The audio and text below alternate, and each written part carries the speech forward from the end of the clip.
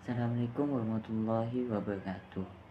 Perkenalkan, nama saya Muhammad Gizal. Saya dari Fakultas Teknik Prodi Sistem Informasi Universitas Nahdlatul Ulama Kalimantan Barat. Baik, di sini saya akan menjelaskan perbezaan antara framework TOGAF dan framework Jasmine. Framework TOGAF, sang arsitek dan cetak biru langkah demi langkah. Bayangkan seorang arsitek bangunan yang tidak hanya memiliki pemahaman tentang berbagai jenis gambar teknis seperti Jasmine, tetapi juga memiliki metodologi yang jelas tentang bagaimana merancang dan membangun sebuah gedung dari awal hingga akhir. TOGAF berperan seperti arsitek ini. TOGAF fokus pada proses yang terstruktur. Jantung dari TOGAF adalah Architecture Development Method. Ini adalah siklus iteratif yang terdiri dari 8 fase utama yang memandu langkah demi langkah bagaimana sebuah arsitektur perusahaan harus dikembangkan, diimplementasikan dan dikelola. Setiap fase memiliki tujuan, input, output dan langkah-langkah spesifik. Contoh dalam fase arsitektur vision, TOGAF secara eksplisit meminta identifikasi stakeholder utama, pemahaman tentang driver bisnis, dan pengembangan visi arsitektur yang jelas sebelum langkah ke detail arsitektur yang lebih teknis. Ini menunjukkan penekanan pada pemahaman konteks bisnis terlebih dahulu. Domain arsitektur yang terintegrasi. TOGAF secara eksplisit membagi arsitektur menjadi 4 domain utama: bisnis, data, aplikasi, dan teknologi. Kemudian diterapkan untuk mengembangkan arsitektur di masing-masing domain ini dan memastikan keselarasan di antara mereka. Contoh, ketika mengembangkan arsitektur aplikasi bagian C, TOGAF akan mempertimbangkan input dari arsitektur bisnis bagian B untuk memastikan bahawa aplikasi yang dirancang mendukung proses bisnis yang diinginkan. Panduan dan teknis dan kontrak. TOGAF menyediakan katalog teknik dan artefak yang direkomendasikan untuk digunakan setiap fase ADM. Ini termasuk komplit dokumen, metode analisis dan pendekatan untuk pemodel.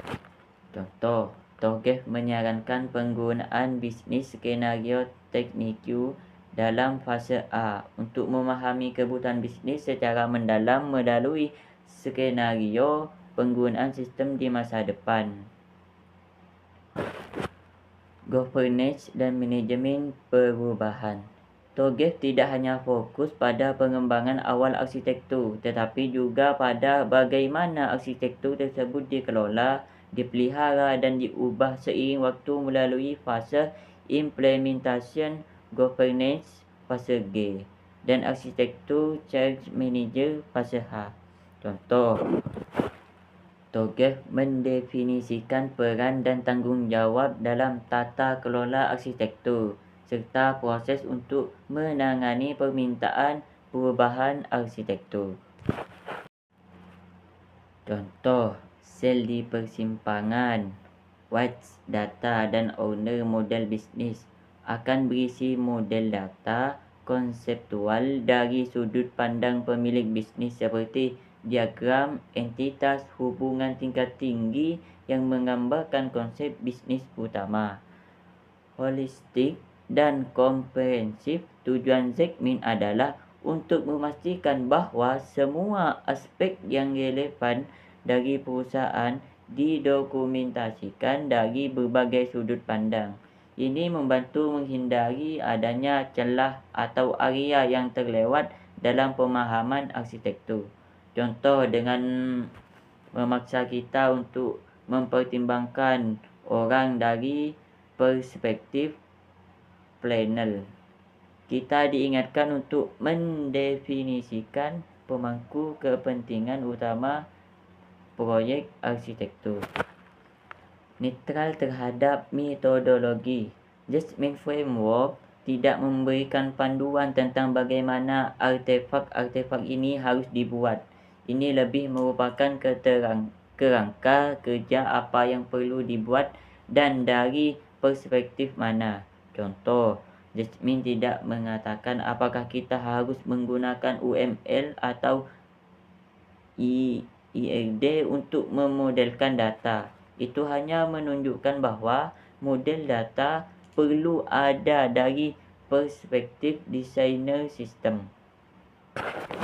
Penekanan pada pemahaman yang berbeza. Framework ini menyoroti bahawa pemangku kepentingan yang berbeza memiliki kebutuhan dan pandangan yang berbeza terhadap arsitektur. Dengan memisahkan perspektif, Jasmine membantu memastikan bahawa semua kebutuhan ini dipertimbangkan. Contoh, perspektif owner, model bisnis akan fokus pada bagaimana arsitektur mendukung tujuan bisnis, sementara perspektif builder, model teknologi akan lebih fokus pada spesifikasi teknis implementasi. Contoh analogi yang lebih mendalam. TOGAF seperti resep masakan yang detail ini memberikan daftar bahan, artefak, langkah-langkah persiapan, fase ADM dan panduan memasak teknik. Tujuannya adalah menghasilkan hidangan arsitektur yang lezat dan sesuai dengan harapan. Sedangkan Jasmine Framework seperti katalog perpustakaan yang sangat terstruktur. Ini tidak memberitahu anda secara penulisan buku mengembangkan arsitektur, tetapi membantu anda mengkategorikan dan menemukan buku berdasarkan subjek dan membaca. Tujuannya adalah memastikan semua jenis buku tercatat dan mudah diakses. Kapan menggunakan masing-masing dan bagaimana mereka bisa bekerja bersama? Gunaan TOGAF ketika anda membutuhkan metodologi yang jelas dan terstruktur untuk mengembangkan dan mengolah arsitektur perusahaan dari awal hingga akhir. Ini sangat berguna untuk proyek transformasi digital yang besar atau ketika membangun praktik arsitektur dari nol. Sedangkan kegunaan Jasmine Framework ketika anda membutuhkan cara untuk mengorganisir dan mengklarifikasikan sejumlah besar artefak arsitektur yang sudah ada atau yang sedang dikembangkan. Ini membantu memastikan cakupan yang komprehensif dan pemahaman dari berbagai sudut pandang, sehingga berguna berbagai alat komunikasi untuk mendiskusikan berbagai aspek arsitektur dengan memangku kepentingan yang berbeza. Kesimpulannya adalah TOGAF adalah tentang proses pengembangan arsitektur perusahaan. Ini memberikan metodologi yang jelas dengan langkah-langkah yang dapat diikuti. Sedangkan Jasmine Framework adalah tentang struktur dan klarifikasi artefak arsitektur. Yang ini membantu memastikan bahawa semua aspek penting perusahaan didokumentasikan dari berbagai sudut pandang.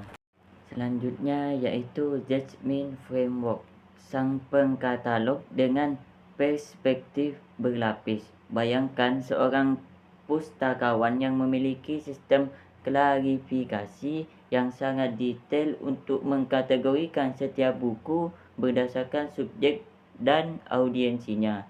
Jasmine Framework berperan seperti perpustakaan ini, fokus pada perspektif dan pernyataan. Jasmine Framework adalah matrik dua dimensi yang mengorganisir artefak arsitektur berdasarkan 6 pertanyaan dasar: what, how, where, who, when, why, dan 6 perspektif stakeholder: panel, owner, designer, builder, subkontraktor, enterprise.